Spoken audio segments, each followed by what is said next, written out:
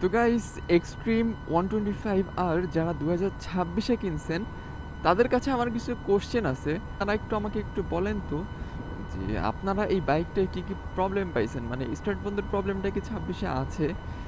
আমি যতদূর খোঁজ নিছি, যতদূর জানছি, শোরুম থেকে জানছি, সার্ভিস সেন্টার থেকে জানছি, তারা বলছে যে 2026-এ নাকি কোনো তেমন স্টার্ট বন্ধের প্রবলেম নেই।